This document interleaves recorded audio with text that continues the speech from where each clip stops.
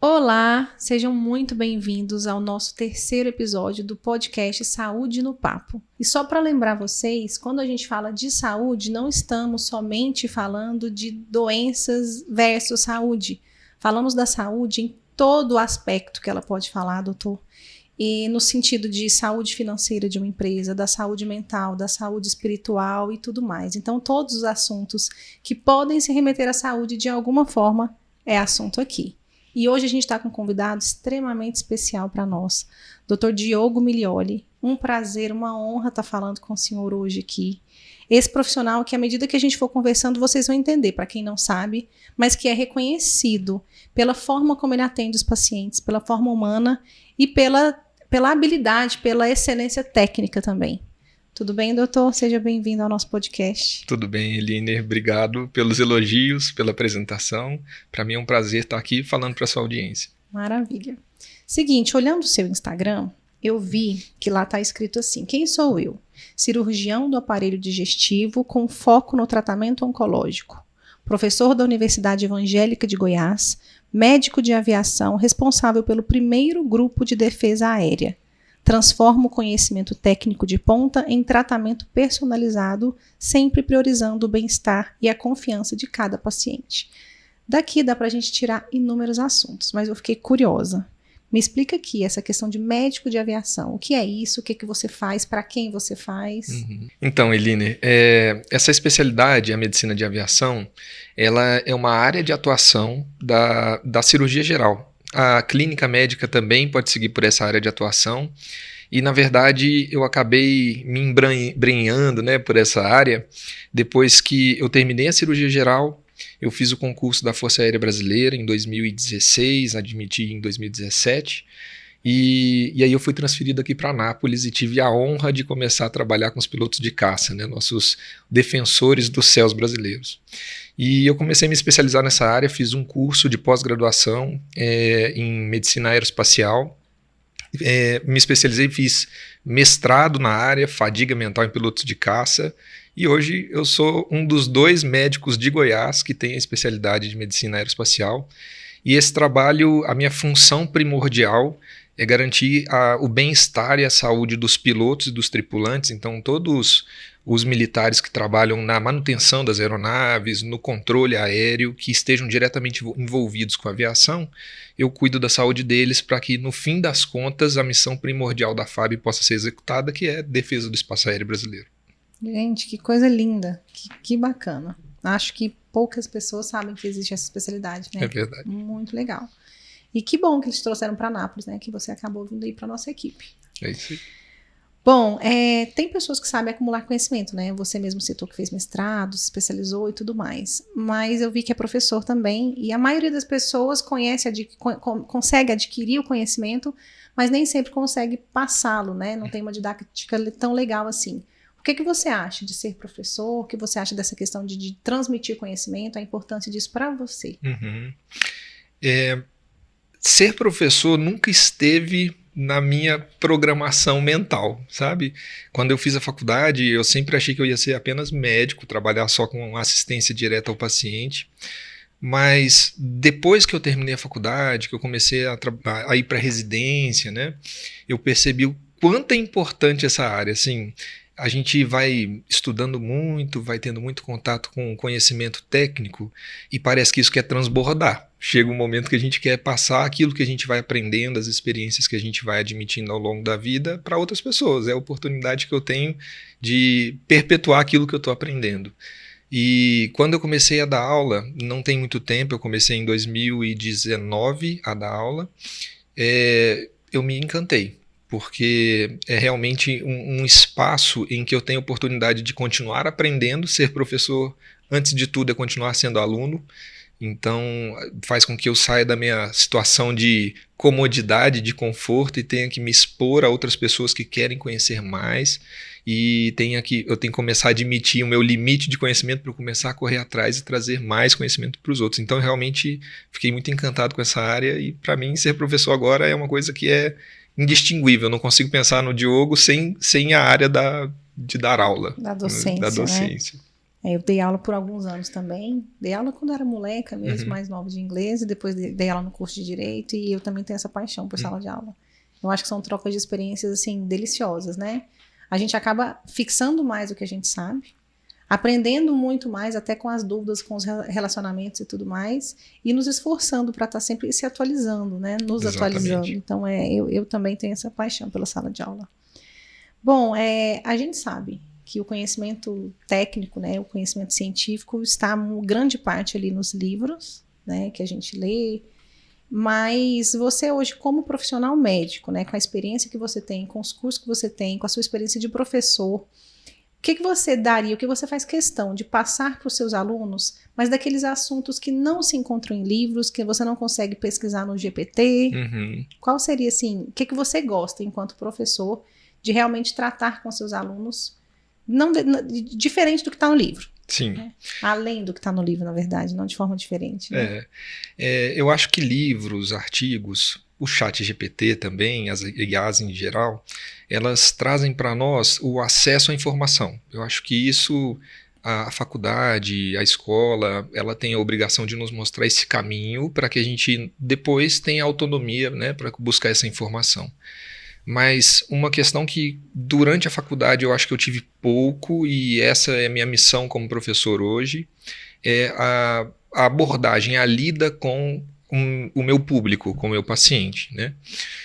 Não adianta nada eu estar com a cabeça cheia de conhecimento técnico, saber como implantar aquele conhecimento técnico, mas no fim das contas não saber acolher aquele paciente, não saber abordar, não entender que por trás daquele paciente que tem um rótulo de doença, tem uma pessoa que tem uma vida completamente desestruturada por aquela doença que ele está enfrentando.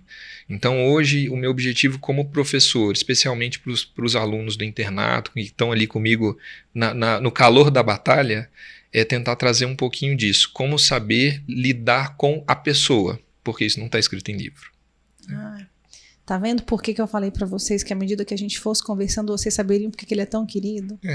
Essa questão da humanização na saúde, ela é de extrema importância. Já se fala muito nisso, mas a maioria das clínicas, dos hospitais ainda está muito aquém do que é necessário, né? Esse olhar, ele tem que partir do médico, ele tem que partir da enfermagem, ele tem que partir dos donos das empresas, das clínicas, porque senão a coisa ela não caminha, né? A tendência é que a gente acabe caminhando de acordo com o que a ciência traz, de acordo com o que o livro faz, tentando fazer tudo certinho, e aí, como o senhor bem disse, né, o paciente ali se torna aquele rótulo daquela doença, e existem muitas outras coisas além disso, né? Exatamente. Vários outros âmbitos da saúde dele, da vida dele, que muitas vezes são abandonados, né? Parabéns por essa conduta, e eu fiz questão de fazer essa pergunta porque a gente sabe, a gente escuta os pacientes sempre elogiando, e a equipe também, a sua forma de trabalhar, isso para nós é um orgulho, enormes, né? Porque quando a gente vai entrevistar qualquer pessoa que vai trabalhar conosco, a gente sempre coloca como ponto principal a questão de olhar o outro com esse olhar de amor, com esse olhar de cuidado, como Jesus fez aqui na Terra. Sim. Porque isso faz diferença.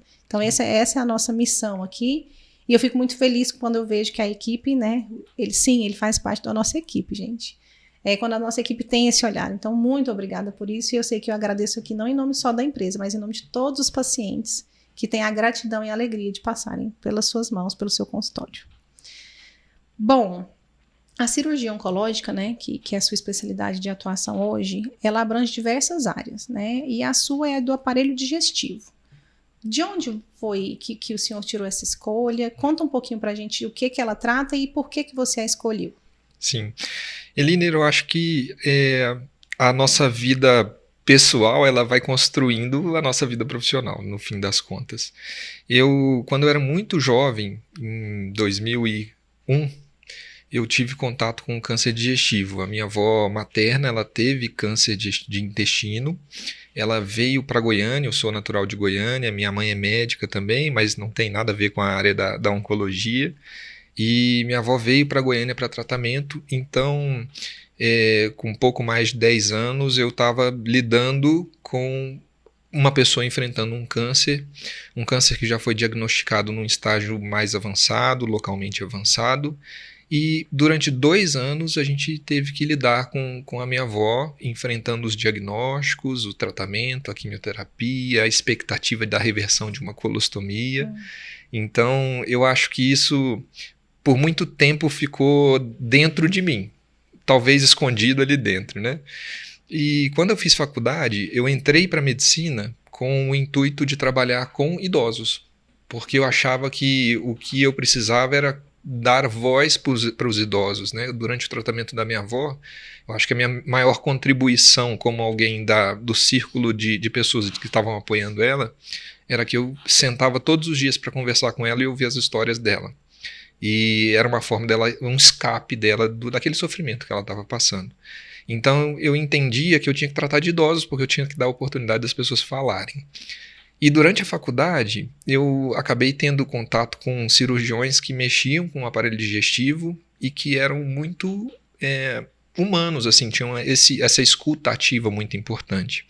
E aí eu acabei me dando conta que ouvir as outras pessoas, ouvir o idoso, ouvir o jovem, não precisa ser uma especialidade X, eu não preciso ser geriatra para ouvir um idoso. Basta que eu traga isso para qualquer clínica que eu esteja disposto. E quando eu terminei a faculdade, comecei a residência de cirurgia geral e caí numa equipe que só operava aparelho digestivo. Por destino, não foi por uma questão de escolha. E eu acabei me apaixonando. A cirurgia digestiva ela é muito ampla, então ela permite que a gente trate doenças que têm doenças bariátricas, né, doenças relacionadas à obesidade, tem como a gente pode tratar doenças não oncológicas, mas o que me chamou a atenção realmente foi a doença oncológica, porque mesclava aquilo que eu vim desenvolvendo durante a minha vida, a oportunidade de eu dar voz para aquele paciente que estava em sofrimento, trazer a possibilidade de um tratamento que é modificador da vida, modificador da doença daquele paciente, e que é uma cirurgia que, para mim, é linda. Eu acho muito bonito o procedimento. Então, eu acho que eu consegui mesclar tudo dentro de uma especialidade só. Então, para mim, hoje eu não consigo nem pensar outra especialidade para seguir. Então foi isso, eu acho que foi uma paixão que veio construída desde a infância e que teve influência do contato com a minha avó. Ouvindo o senhor falar, enche meu coração de alegria, porque agraciado é aquele que tem vó, né? Que tem a oportunidade de passar um tempo da vida com a avó, né? Vó, sim. O pessoal fala que é mãe com açúcar, mas é exatamente isso, né? Eu tive uma avó maravilhosa e tenho uma avó também, que hoje está com demência, então a gente está passando por essa dificuldade, mas nós tivemos contato, né? Bastante contato de contar a história, de tentar aprender a fazer o biscoito, de polvilho frito que ela faz, mas que a gente não conseguiu aprender, mas de ter esse contato com voz, isso eu acho que muda a nossa vida, né? E acabou delineando aí a sua trajetória, né? Esse contato com ela. Bom, de tudo que você falou, eu pensei 2 coisas. Primeiro, você disse que não foi questão de escolha, né? Talvez não tenha sido uma questão de escolha sua, mas que essa área te escolheu, nós temos certeza, né? Sim. Você foi escolhido. Sim. E aí, eu sei que você não disse isso, tá? Mas quando você falou da questão do idoso e depois você trouxe a questão da cirurgia do aparelho digestivo, em relação ao câncer, em sua maioria, os pacientes que sofrem desses tipos de câncer, eles são mais idosos? Como que está isso hoje, tendo em vista que a gente tem visto tantas pessoas jovens também serem acometidos, né? Sim. A idade avançada, especificamente acima dos 50 anos, é o principal fator de risco para o desenvolvimento do câncer do trato digestivo, seja ele qual for, de intestino, pâncreas, fígado, qual for. Então, a gente tem uma incidência maior da doença, ou seja, é mais fácil encontrar essa doença em pacientes idosos. Mas é como você falou, os hábitos de vida, a mudança do estilo de vida em geral, tem feito com que a população, em especial a população ocidental, ela comece a desenvolver o câncer mais precocemente. Então, a gente tem tido um aumento da incidência do câncer em pacientes com menos de 50 anos. Isso tem sido uma tendência para todo o mundo ocidental, não só aqui para o Brasil. Certo. E na descrição ainda do Instagram, o senhor citou assim: transforma o conhecimento técnico de ponta em tratamento personalizado.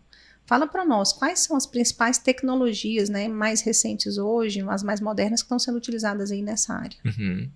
Bem, na área da cirurgia, o que a gente tem de mais moderno hoje é a introdução da cirurgia robótica, com certeza é o que a gente tem de mais moderno.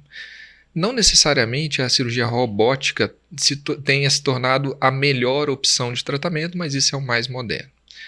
Em seguida a isso, nós temos a cirurgia videolaparoscópica, que ela surgiu em 1980, mas atualmente ela tem se popularizado, principalmente no SUS. Esse ano a gente teve um marco de que o SUS liberou a aplicação da videolaparoscopia nos pacientes oncológicos. Antes a gente não tinha isso liberado. A gente ainda está na briga de conseguir os aparelhos essenciais para que isso aconteça, né? Os grampeadores, as pinças ultrassônicas, mas isso já é um marco para nós. Quando eu digo que eu trago o tratamento de ponta de maneira personalizada, quero dizer que eu tenho essa formação. A formação de cirurgia videolaparoscópica fez parte de toda a minha formação desde a cirurgia geral, e hoje eu tento aplicar isso nos meus pacientes, sejam eles particulares ou do SUS, para que a gente possa oferecer um melhor resultado possível na cirurgia. No SUS ainda nós temos essa dificuldade, assim, se a gente for pegar a minha série histórica de cirurgias dos últimos anos, a maioria foi feita aberta por causa dessa limitação que o SUS não liberava a cirurgia videolaparoscópica. Mas a partir desse ano, a nossa meta é que a gente comece a transformar cada vez mais, trazer cada vez mais para o nosso paciente essa possibilidade do acesso à videocirurgia. Explica pra gente, então, um pouquinho, já que a gente está falando sobre cirurgia aberta e por vídeo, só rapidamente aí a diferença, principalmente no procedimento, mas também em relação aos cuidados pós-cirúrgicos para o paciente, para quem está nos ouvindo. Certo. A cirurgia aberta é a tradicional, é a cirurgia que o pessoal chama de cirurgia com corte. Essa cirurgia ela existe há séculos, né? E ela ainda não deixou de ser usada, ela ainda tem bastante benefício. Nós temos casos em que a cirurgia aberta, mesmo com a disponibilidade da cirurgia videolaparoscópica, ela ainda vai ser a mais indicada naquele momento. Só que o que a gente traz de malefício em relação à cirurgia laparoscópica? Porque a cirurgia aberta é um corte extenso, eu preciso acessar ali pele, camada muscular, né? Então eu corto a pele, corto o músculo para chegar dentro da cavidade abdominal e acessar o órgão.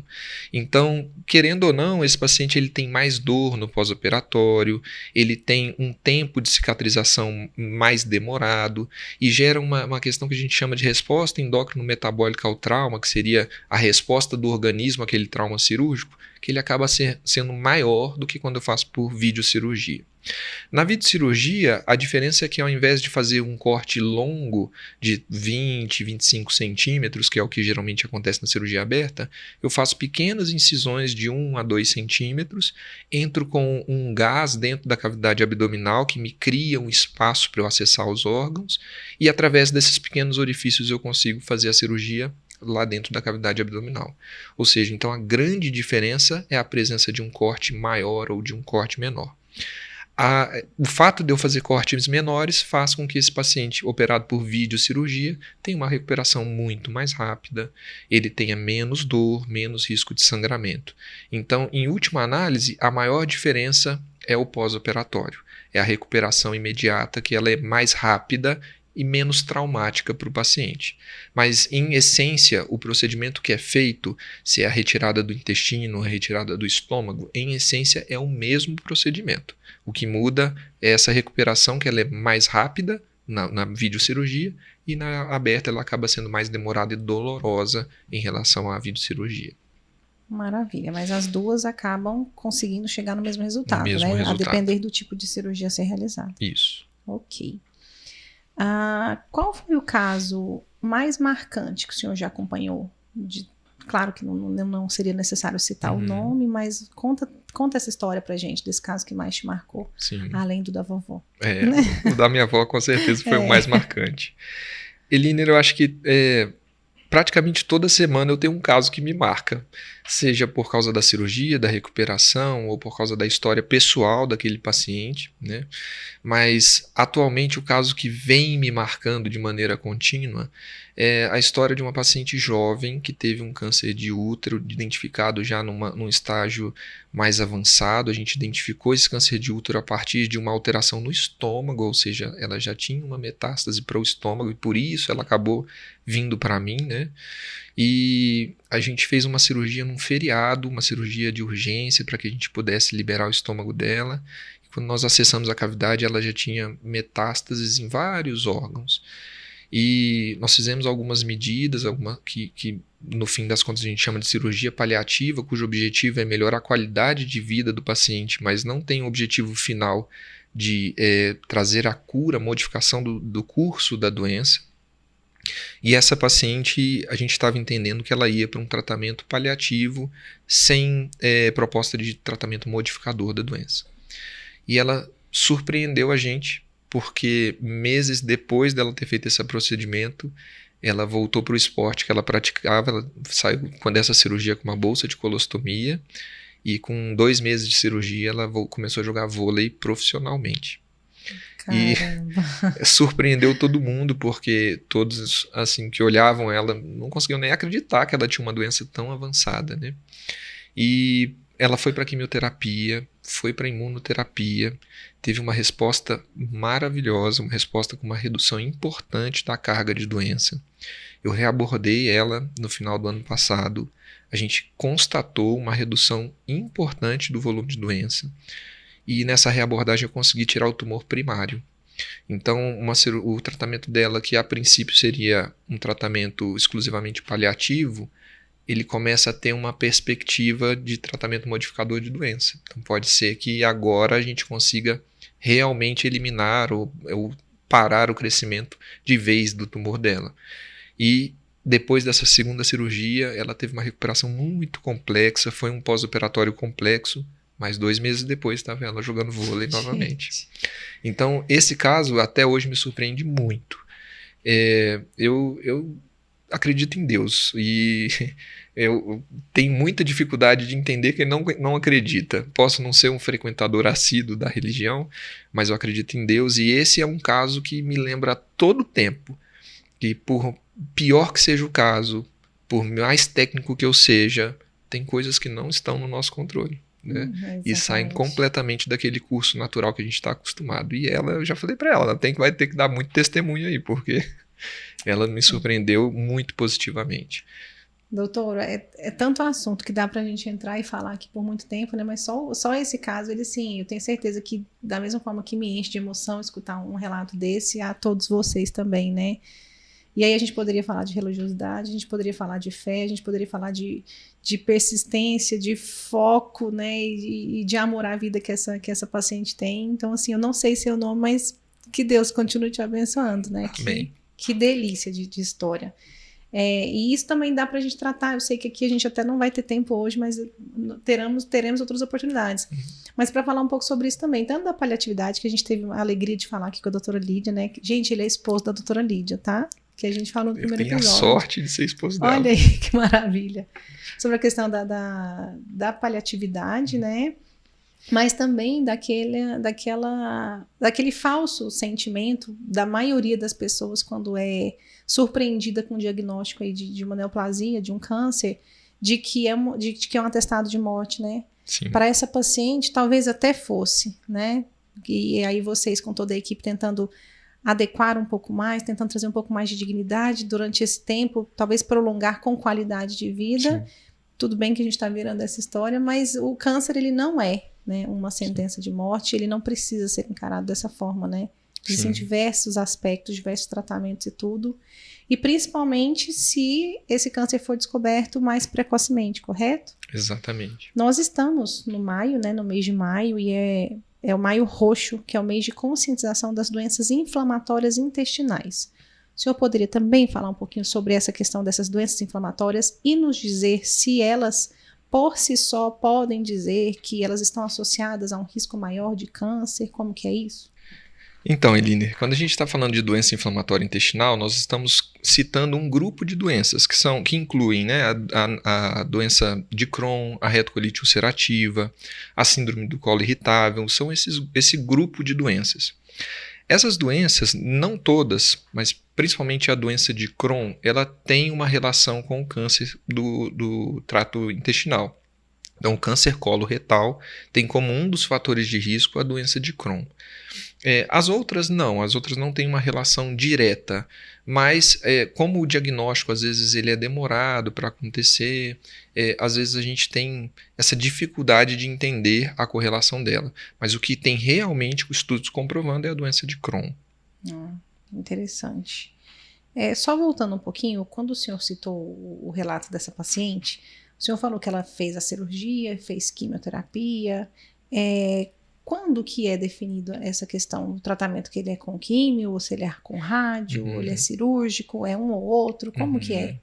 Então, isso depende muito do tipo do tumor. Então, nós temos vários estudos. Eu acho que a doença câncer é uma das doenças mais estudadas todo ano em todo o mundo. Então, anualmente, a gente tem atualizações de tratamento e é sempre importante que a gente esteja atualizado sobre isso, porque os protocolos mudam, às vezes, drasticamente. Então, hoje, para o câncer coloretal, por exemplo, para o câncer de estômago, que é mais a área que eu atuo, nós temos protocolos que, dependendo do estágio da doença, esse paciente vai passar por um ciclo de quimioterapia, 4 a 8 sessões, depois ele vai para radioterapia, para cirurgia, para remoção do tumor primário, e só então ele vai ser submetido a um novo ciclo de quimioterapia. Então, para o estômago, por exemplo, na maioria das vezes o protocolo não inclui a radioterapia. Para o colo retal, esse protocolo muda um pouco, então algumas vezes é mais indicado que a gente comece com cirurgia e depois vai para quimioterapia. Isso é só para te mostrar que, assim, para cada tipo de câncer, dependendo da localidade, do tipo histológico, ou seja, do tipo de biópsia que a gente recebe, vai ter um protocolo definido pela sociedade daquele câncer, né? Então, essa decisão, para a gente fazer uma decisão acertada, eu preciso que a equipe toda esteja alinhada e ciente dos novos protocolos que estão surgindo todos os anos. Entendi. Então varia, não existe uma regra de ser um ou outro, e um não elimina o outro. Não, um não exclui elimina. O outro. Na maioria das vezes eles são complementares, agora o momento de fazer cada um depende muito do protocolo que a gente está utilizando. Ok. Quais são os tipos mais comuns de câncer que você costuma tratar e os mais raros? Então, o câncer mais comum, que mais aparece no nosso consultório, ele está bem relacionado com a estatística mundial, que é o câncer coloretal. Tirando o câncer de pele não melanoma, que é o câncer base celular e espinocelular, o câncer coloretal é o segundo mais comum, independente de a gente estar analisando homens ou mulheres. Então, na nossa prática, também é o mais comum. Em homens, em seguida, a gente tem uma grande frequência de cânceres de estômago e depois câncer de esôfago. Esses são os 3 mais comuns que a gente tem na nossa rotina. Os mais raros geralmente são aqueles associados à via biliar. Então, os cânceres de pâncreas e os cânceres de vesícula e via biliar são os mais raros. E também, talvez por isso, são os cânceres que a gente tem mais dificuldade de receber o paciente com um diagnóstico precoce. São aqueles pacientes que geralmente já chegam com um câncer um pouco mais avançado do que esses outros que eu te falei. Tendo em vista que ele é mais raro e até o diagnóstico um pouco mais difícil, quais seriam os exames ou que condutas a gente precisa ter para até lembrar que existe uma via biliar que pode um dia ter um câncer? Alguns cânceres a gente tem estudos que demonstram o benefício do rastreio, que seria a gente fazer exames sem sintomas no paciente que não tem sintomas a partir de uma certa época da vida, e os estudos mostram que isso traz o benefício da gente identificar precocemente o câncer. Eu estou falando especificamente do câncer coloretal, o câncer de próstata, o câncer de ovário, o câncer de útero. Esses são os que a gente sabe que o rastreio traz um benefício muito grande para identificar precocemente. Para os cânceres mais raros, os estudos populacionais não mostram o benefício da gente ficar fazendo exames de rotina para identificação. Então, quem deve ficar atento aos sintomas e procurar um médico o mais rápido possível quando eles aparecerem? Os pacientes que têm história familiar daquele tipo de câncer. Então, se na minha família, e isso a gente está falando de até segunda geração, então até os avós ou os filhos, se a gente tem a história de um câncer de pâncreas, um câncer de fígado ou de via biliar, eu, como parte daquela família, preciso fazer uma identificação precoce. Os exames, eles não são padronizados para esses tipos de câncer, então não é como no câncer coloretal, que tem a padronização de fazer a colonoscopia de rastreio. Para esses cânceres, se eu tenho sintoma, Vai depender do sintoma para eu identificar qual o exame mais adequado. Mas, em geral, os que a gente mais utiliza são a tomografia e a ressonância de abdômen. Doutor, tem como o senhor falar um pouquinho para a gente sobre as medidas de prevenção que a gente precisa adotar para prevenir esses tipos de cânceres aí que acometem mais o aparelho digestivo?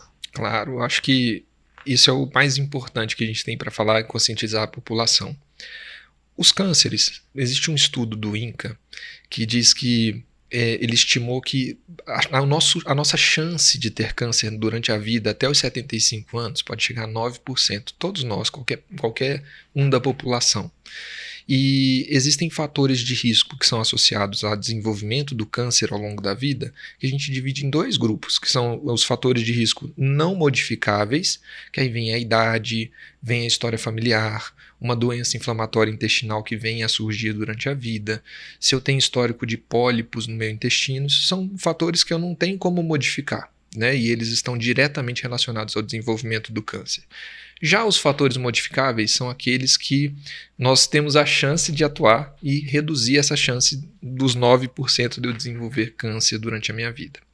E eles incluem basicamente a dieta, o hábito de vida, a condição física. Então a obesidade está muito relacionada com o desenvolvimento do câncer, de alguns tipos de cânceres, o tabagismo e o alcoolismo.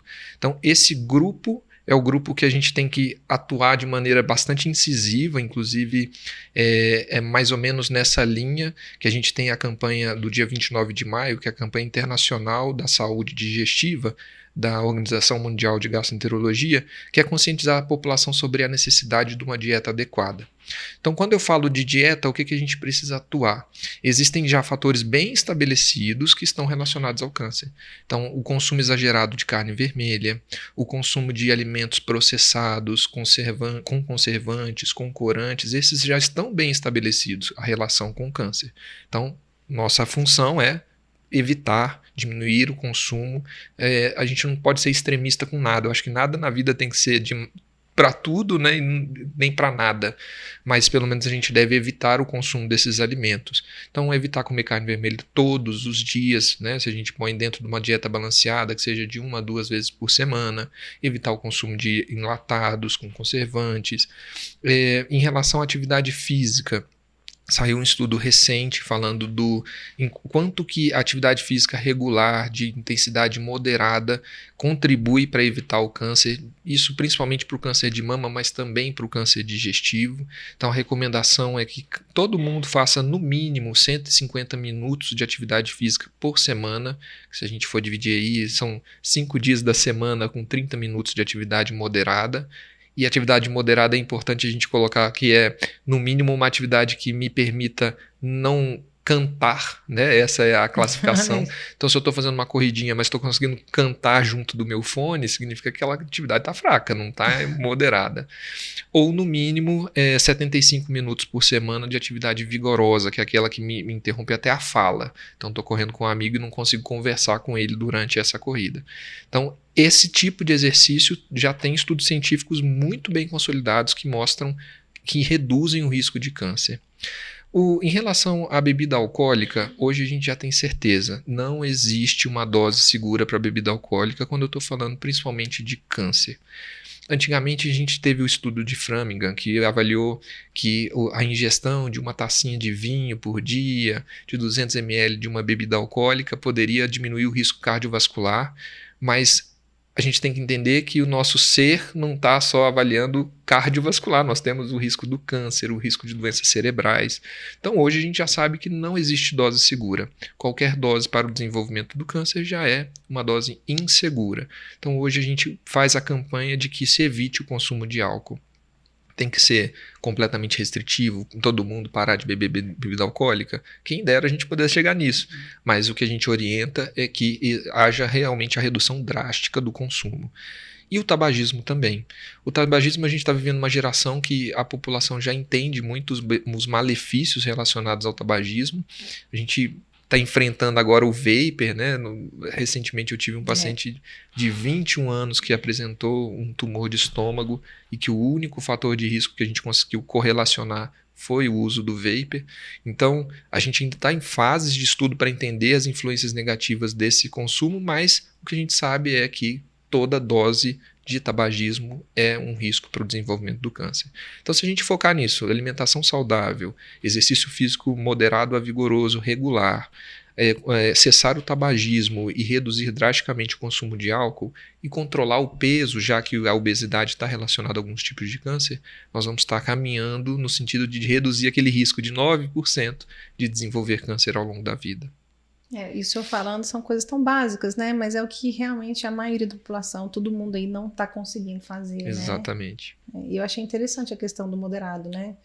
A gente medir pela respiração. Exatamente. Achei interessante. Aquela caminhadinha meia boca não tá valendo muita coisa, né? Existe uma cartilha do INCA que ele fala que qualquer tipo de atividade física é benéfica. E a gente não tem dúvida disso. Se eu estou falando de articulações, de perda de peso, qualquer grau de atividade física vai ser benéfica. Mas os estudos que estão correlacionando com a redução do risco de câncer envolve a gente aumentar a intensidade da atividade física. Interessante.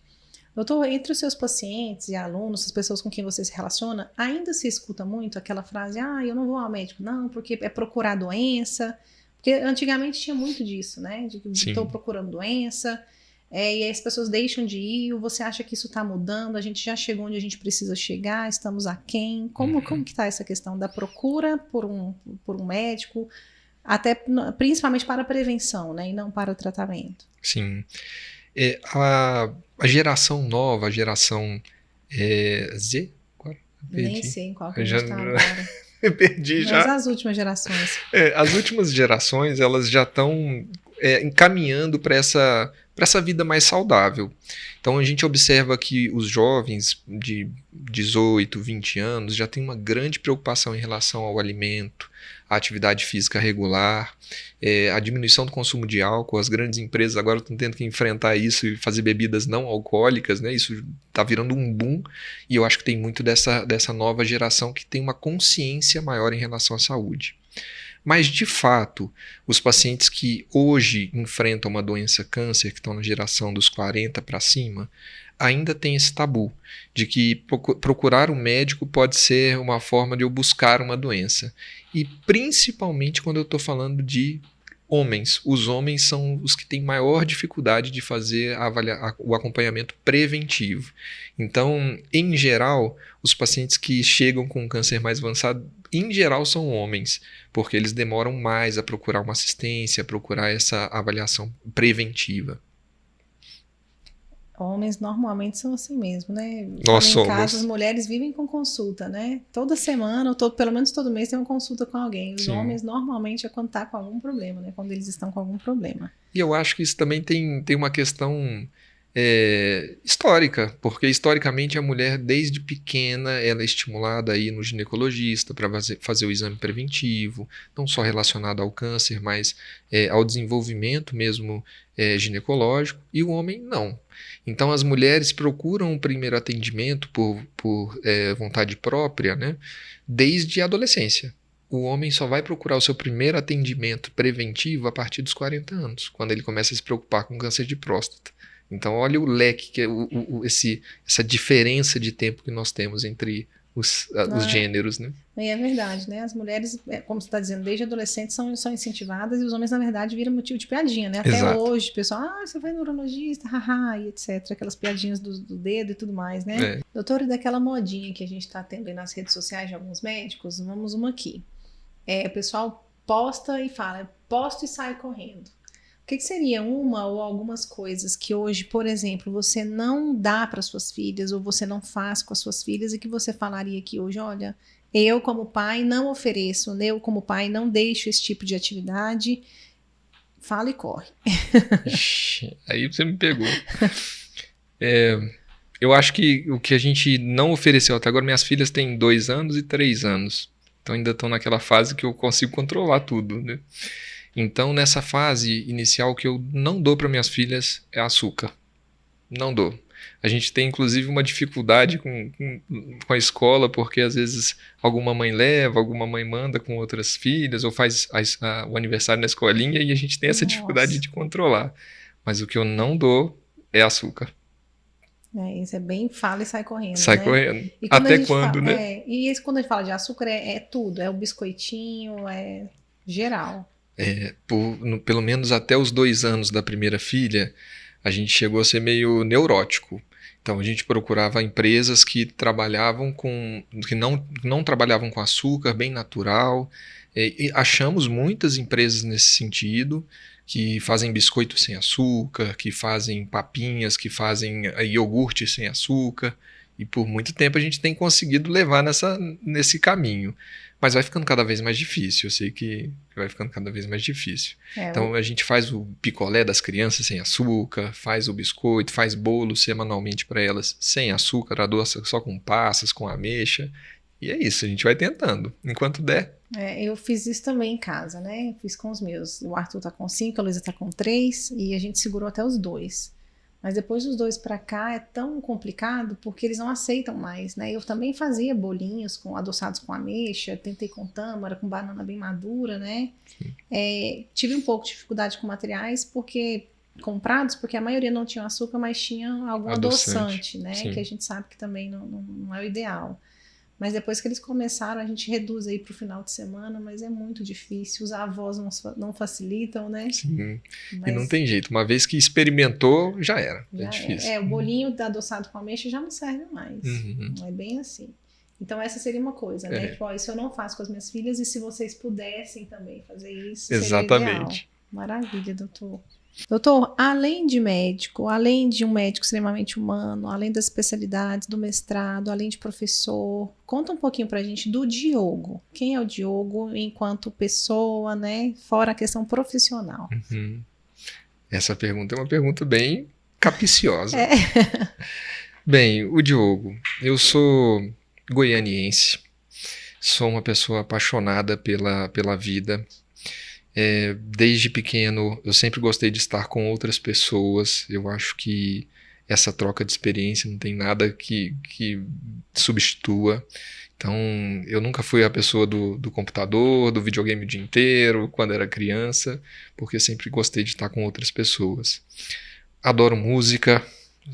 Durante a infância eu achei que eu ia ser um músico profissional. Eu cheguei a fazer 8 anos de escola de música, tive umas 3 bandas, gravei um CD, não procurem, não vão achar, mas eu sempre gostei de música e eu achei que eu ia seguir nesse caminho. E depois que eu fui para a faculdade, as coisas vão mudando, nossa vida vai mudando, as prioridades vão mudando, isso acabou ficando um pouco de lado. E hoje eu acho que o Diogo, fora do trabalho, é o Diogo família. Eu acho que as minhas filhas hoje são minha prioridade 00 e eu acho que eu não consigo pensar atividades para fazer sem elas, entendeu? Então eu acho que hoje o Diogo é pai, é um pai, é isso, eu acho que me classifica hoje. Legal. A paternidade, aproveitando aí o Dia das Mães também, e a maternidade, elas são... elas mudam a nossa vida, né? Sim. A gente, de repente, pensa de um jeito e se programa e tem as nossas expectativas, nossos sonhos, nossos desejos e, de repente, uma porqueirinha linda daquela muda tudo, né? Muda tudo. Mudam as concepções, mudam os desejos, os anseios e, de repente, eles se tornam prioridade na nossa vida mesmo, verdade. Né? Eu sempre me achei uma pessoa aventureira, eu achei que eu ia pular de paraquedas, bungee jump, mas depois que elas nasceram, até andar mais de 100 na estrada eu tenho medo. Eu ia falar exatamente isso, até o pé no acelerador a gente tira um pouquinho, exatamente. Né? É isso mesmo. Maravilha, doutor. Doutor, a gente tem feito essa atividade aqui, esse joguinho aqui, e eu acho que ele é muito válido, mas é o seguinte, eu não vou pedir para você dizer só uma palavra. O ideal é que sejam poucas palavras ou uma palavra, mas eu vou te trazer algumas palavras aqui e o senhor me traz ou uma situação, ou uma palavra mesmo, ou uma pessoa que te remeta à palavra que eu vou utilizar. Tá, entendido? Alguma coisa, alguém, uma palavra, uma situação. Segurança. Minha família. Angústia. Minha família. Eu vou falar outra, mas se você falar minha família não vale. Mas talvez você queira falar. Paz. Tá. É engraçado, eu encontro a paz quando eu estou operando. Olha isso. Para mim é um momento de paz. Bacana. Medo. Medo. Hoje eu tenho medo de faltar para minha família. Eu acho que minha família... eu acho que isso reforça o que eu te falei. Quem é Dr. Diogo hoje é o pai. Mas é isso mesmo. Mãe e pai têm medo de morrer, né? Exatamente. É isso mesmo. Alegria. Minhas filhas. Então, alegria, eu tenho... O que eu faço hoje me traz muita alegria. O que eu faço hoje me cansa muito, é desgastante, às vezes faz com que eu tenha que abrir mão de muita coisa, mas no fim do dia me traz alegria. E para finalizar, gratidão. Eu sou grato a tudo que eu tenho de oportunidade de fazer todos os dias. Ontem eu fiz um curso de padrinhos e eu aprendi que eu tenho que acordar, falar bom dia Espírito Santo, o que temos para fazer juntos hoje.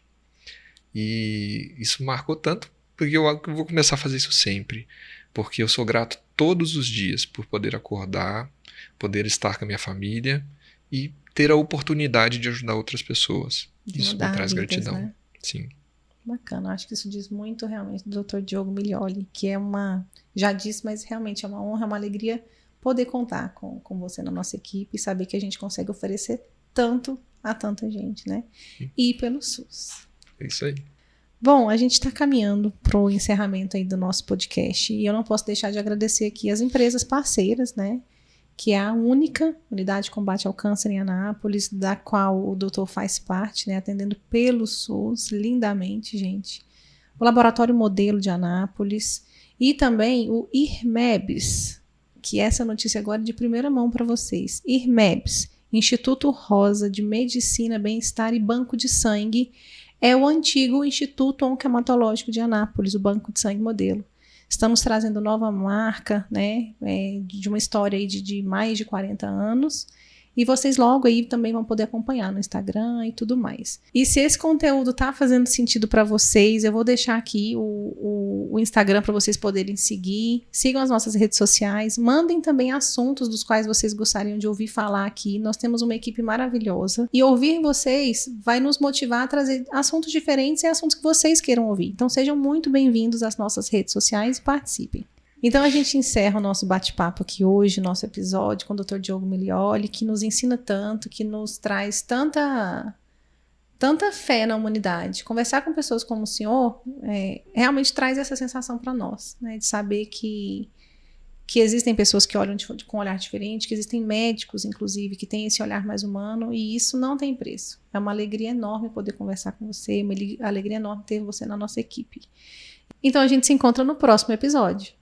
Então, tchau, obrigado pela oportunidade. Até a próxima vez, né? Espero que seja em breve. Sim, com certeza. Temos muitos assuntos aqui para a gente tratar. Obrigada, doutor, e obrigada a vocês.